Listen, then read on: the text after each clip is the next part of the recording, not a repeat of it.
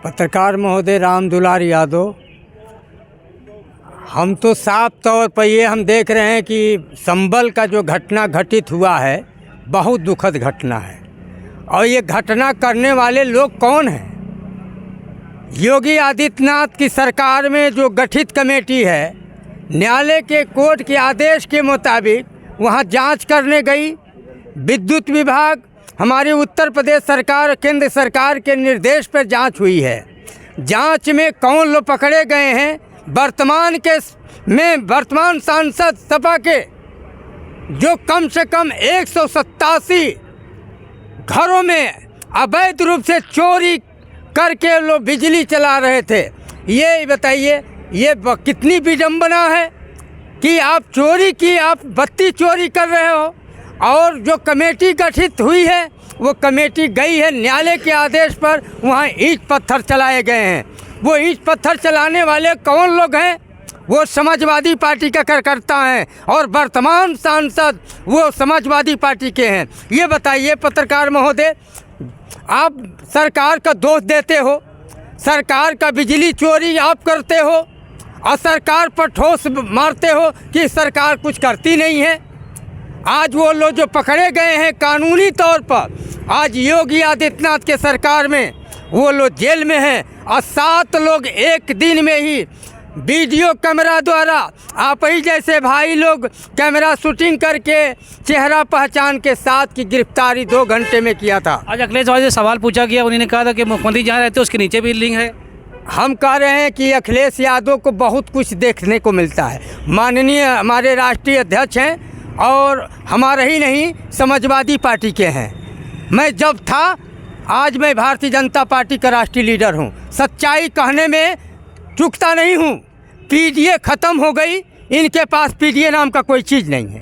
PDA का मतलब ये होता है कि कांग्रेस पार्टी और सपा जब दोनों का गठबंधन किए तो 9 सीट पर लड़ रहे थे, तो 9 की 9 सीट ये अपने ही लड़े, कांग्रेस पार्टी को ही अपना पीडीए ख़त्म कर दिए। पीडीए दलित खत्म कर रहा है, बिल्कुल ख़त्म कर दिया अखिलेश यादव जी ने। और सुन लीजिए, उत्तर प्रदेश का ग्वालबन शहीद योगी आदित्यनाथ को चेहरा पर चुनाव हुआ है। यादव समाज ग्वालबन शहीद भारतीय जनता पार्टी को वोट किया है और 9 में से 7 की 7 सीट आपके सपा के जीत हुई है। क्यों जीत हुई? ये पीडीए ख़त्म हो गई। और आज आप एक और चीज़ बता दूं, जो अभी कल के डेट में पत्रकार महोदय टीवी चैनल के माध्यम से और चाहे संभल की घटित घटना से वहाँ पुलिस चौकी बन रही है। पुलिस प्रशासन बधाई का पात्र है। वहाँ चौकी हो जाएगी, पुलिस प्रशासन 24 घंटा एनी टाइम रहेगा। कोई घटना घटित करने वाला कौन होगा? जब आप शांति कायम व्यवस्था बनाइए और हिंदुओं के मंदिर का निर्माण जो हुआ है, वहाँ मस्जिद निकल आई मंदिर की जगह पे। हम कह रहे हैं सर कि वो उसको कवर करके, कब्जा करके वो मंदिर, वो गया विद्युत विभाग चेक करने और वहाँ जब देखा सर तो वहाँ मंदिर, तो ये बताइए मंदिर कहाँ से आ गया? वो 50 साल, 56 साल, 60 साल का पुराना मंदिर। अरे तो एक टाइम बताइए, 50 साल, 60 साल, 56 साल, सर हम 67 साल, हम कह रहे हैं 46 साल का रिकॉर्डिंग दी गई है कागज़ से। और उसमें जो कब्जे में किया गया अवैध रूप से बाउंड्रीवाल करा के उसको, मतलब 200 साल पुराना मामला है। हम तो कह रहे हैं सर कि जो वहाँ पुजारी था उसका बयान है कि 46 साल से मैं यहाँ का मंदिर ये लोग कब्जा कर दिया, अत्याचार किया, उत्पीड़न किया, तो मजबूर छोड़ के हमको भागना पड़ा। वो बयान दिया है, ये मैं नहीं कह रहा हूँ।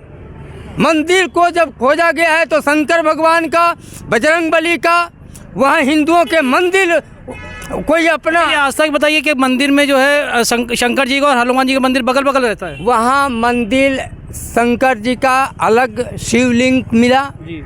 मंदिर का निर्माण पहले से बना हुआ था, उसको कब्जा करके ये अल्पसंख्यक भाई लोग, बड़े कलाकारी व्यक्ति हैं कि जो पुजारी था उसको दबा करके डांट के भगा दिए लोग और उसकी मंदिर को कब्जे में ले करके। तो पुजारी फिर पुलिस के पास नहीं गया कभी?